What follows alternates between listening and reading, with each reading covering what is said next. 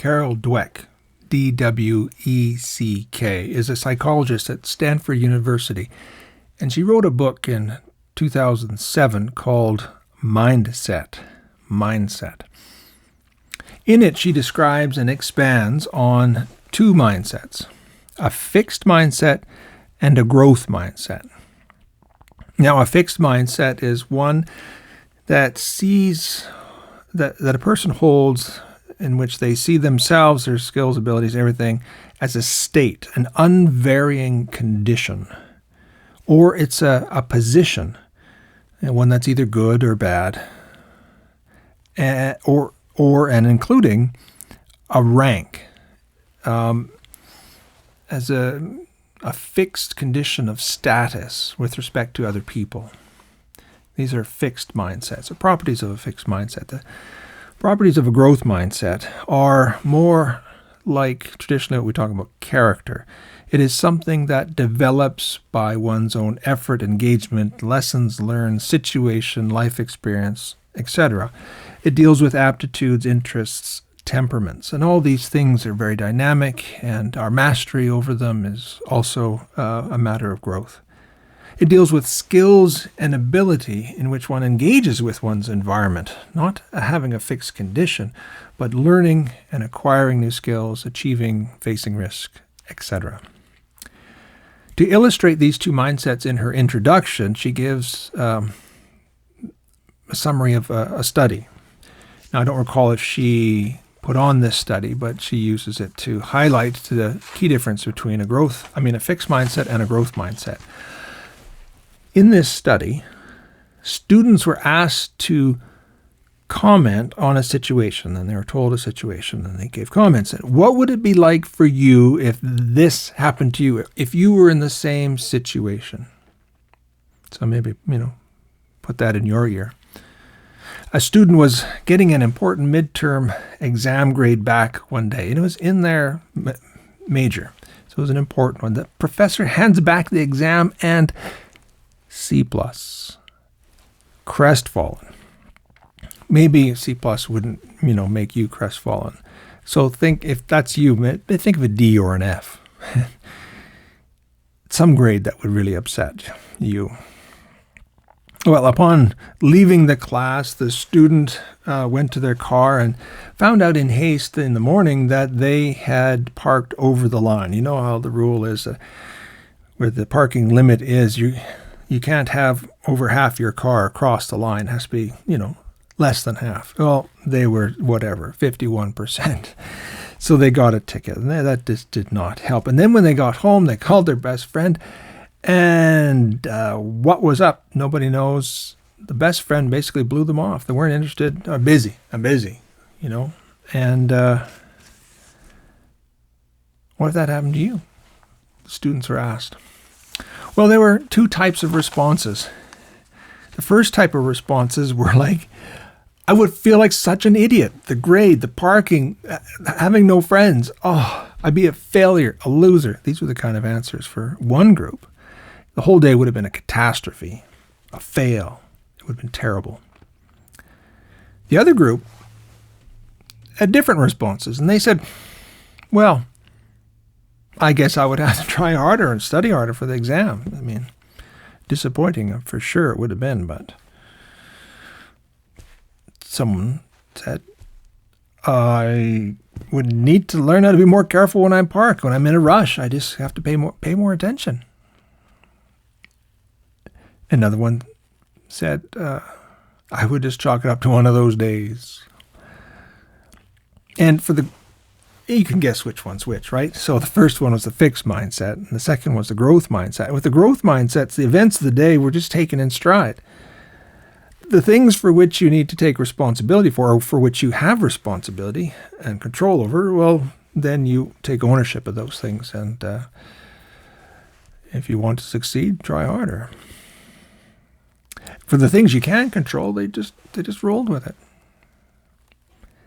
And so for any of you Clint Eastwood fans, this growth mindset learns to adapt, improvise, and overcome.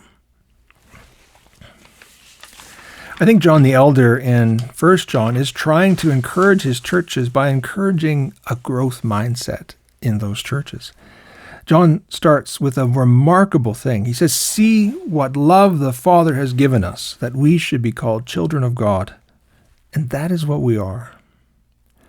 But note, John is not describing this property of being children of God as a fixed state. It is not a fixed mindset. It is not a fixed property, a fixed condition. It's not a position. It's not a rank over against others. What John does is then immediately emphasize character. He says, "Beloved, we are God's children now. What we will be has not yet been revealed." He's not talking about some fixed state, rank, hierarchy, position. What they will be, their character, who they will be developed, learned, and shaped over time, over a life that they need to live, and their choices matter. He talks about what they can do to bring about this change of character. He says, what we do know is this: when he is revealed, we will be like him. Messy office. For we will see him as he is. And all who have this hope in him purify themselves just as he is pure. Now, this is not just an idle wish fulfillment or a one-time toss of a coin into a wishing well. When we see Christ as he is, we will be as he is because we can model ourselves on him directly. We could see his actions and we can see his reactions. That's the implicit dynamism that's going on, is modeling. Well, until that time, obviously, something else has to take its place. And by that, we work on putting away un-Christ-like behaviors, habits, and reaction. And John calls that our effort at ceasing to do things that are ungodly, un-Christ-like, as purifying ourselves. So not doing the wrong thing purifies who we are, because we had an inclination to do the wrong thing, and then we said, no. And that helps. Simply refraining from ungodly things works towards our purification. Then finally, John advocates a growth mindset. Let me put it to you this way, by channeling Forrest Gump's mother. Do you remember what she said to Forrest? It's one of her pearls of wisdom that he repeats. It's repeated, I think, 3 times in the movie. Are you stupid or something? I'm as stupid as stupid does. Are you crazy? Or just plain stupid? Stupid as stupid does, Mrs. Blue. I guess. Stupid is as stupid does. Now, of course, John is not talking about stupidity. He gives us a growth mindset version of this. So in verse 7, he says, "Little children, let no one deceive you. Everyone who does what is right is righteous." Righteous is who righteousness does. The backstory for John's pep talk and encouragement is a bit worse than receiving a bad midterm grade, getting a parking ticket, and being ghosted by a friend. What's happening in John's church, his churches, the ones that he planted, was that they were experiencing upheaval and division. 3 John tells us a bit about what's going on. John writes to the churches, it's a bit of a cover letter. "I have written something to the church, but Diotrephes, who likes to put himself first, does not acknowledge our authority.